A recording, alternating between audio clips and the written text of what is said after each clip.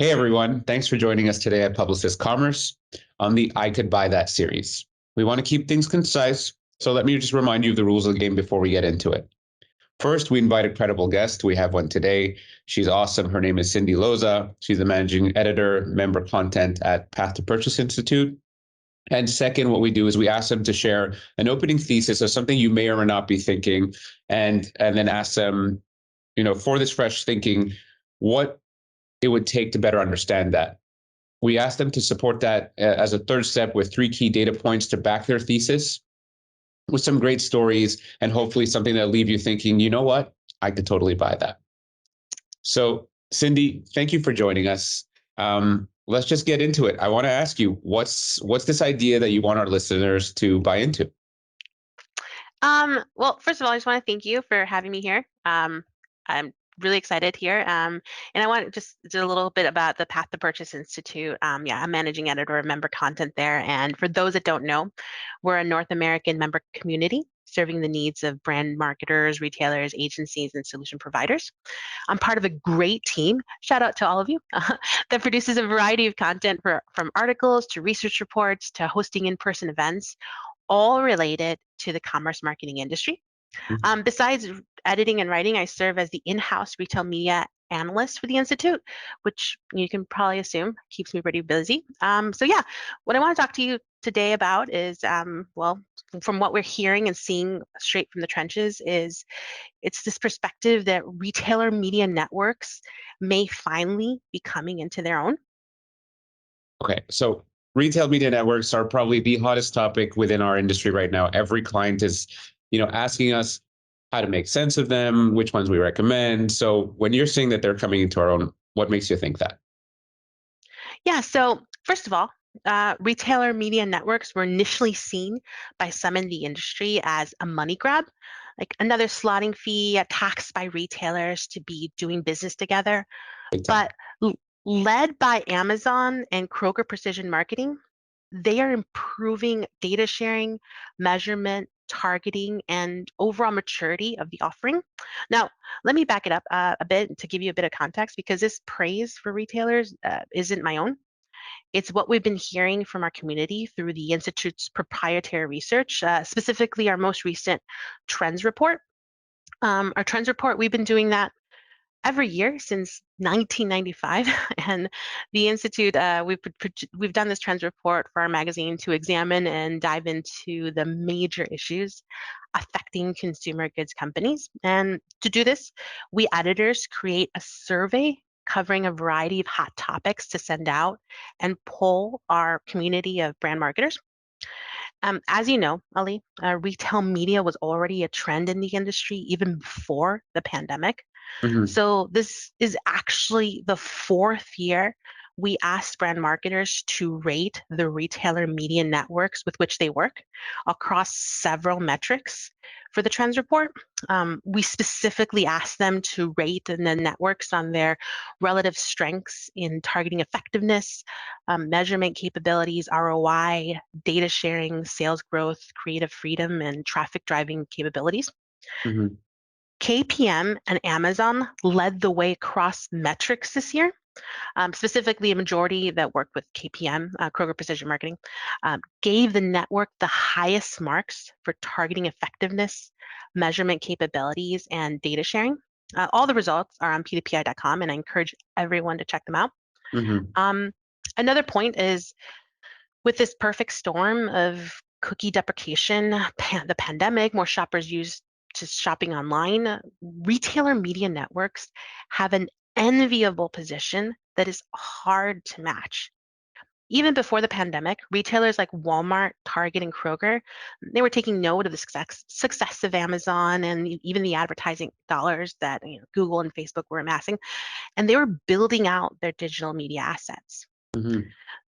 The rise of e-commerce grocery adoption, fueled by the pandemic and Google's plan to end third-party cookie tracking, have made retail media table stakes for advertisers and an attractive alternative revenue stream for retailers.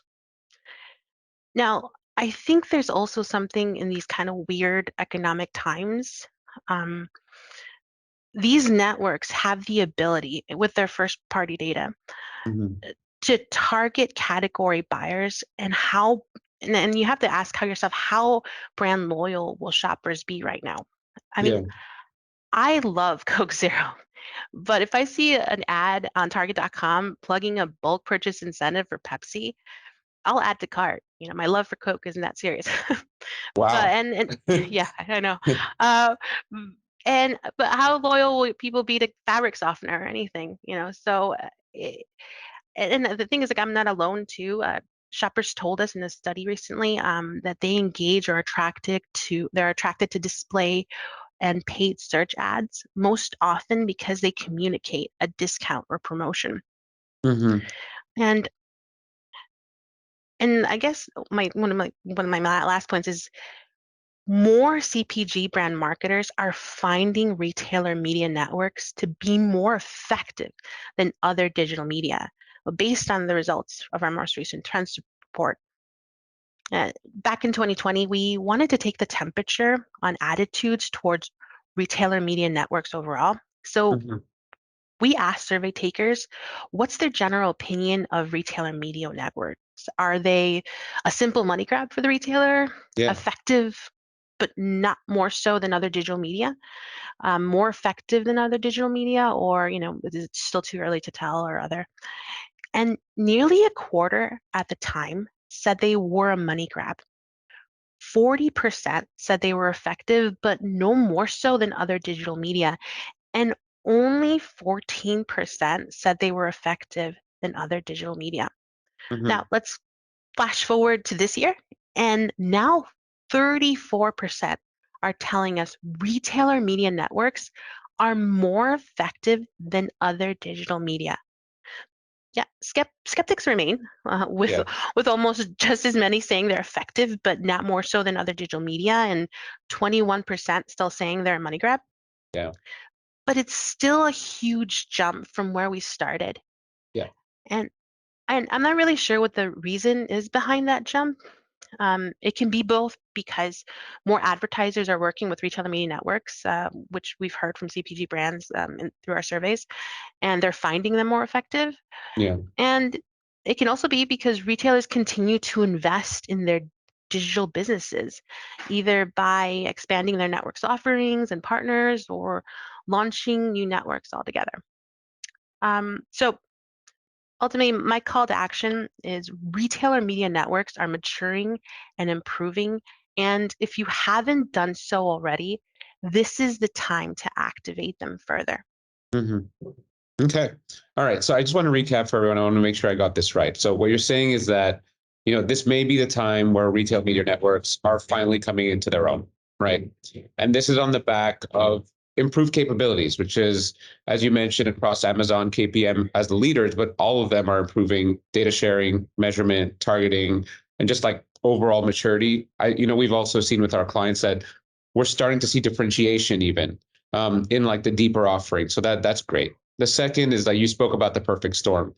The perfect storm for them, I assume, is cookie deprecation, the pandemic, more comfort with online shopping. So they're in this enviable position that no one else can match, right? And back to your Coke story, no one else has that position where you're there for presumably Coke, and then you're switched into a different soft drink because Pepsi can have you with that retail media placement. And lastly, the word on the street is first they flipped the switch, right? They flipped the script, sorry, in the sense that um, from being seen as one of the lesser effective digital media options today, retail media networks are seen by CPG brand marketers as the to be more effective than other digital media offerings. So it does seem, to requote your call to action, is this is the time to activate a retail media network. This is the time to consider them. I could totally buy that. I get that argument. Now, I do need to ask you, like there is some skepticism. We have clients of our own who tell us the math of retail media networks that doesn't make sense. There's still that perhaps that bitterness, that taste in the mouth of this is still a tax or this is something I'm being forced into. What do you think the haters or the doubters of your hypothesis would say, and what would you say back to them? I would say back to them, Retailer media networks have come a long way. And even before the pandemic, I remember being served an ad for Food Line when I lived in Chicago, where there was Mhm. no food lines anywhere. And now, I get served an ad from Target for diapers, reminding me I need diapers and that I can get them, a drive up. So eh, I just think that they are maturing, maybe forced by the pandemic, and they're just they're at a time where they're working on their offerings. And there's just, yeah, it's just a really exciting time for them. And if you're still not convinced, I would encourage everyone to go to our Retail Media Summit, the Path to Purchase Institute in Chicago in June. Okay, perfect. I mean, you spoke about that level of sophistication. I think that that group discussion would definitely be of value for those who are considering level of depth in terms of investment and belief in retail media networks. So thank you very much, Cyndi. Thanks everyone for listening. We hope this got you thinking, and we'd love to hear your feedback. So drop us an email. Otherwise, next time, join us for I Could Buy That.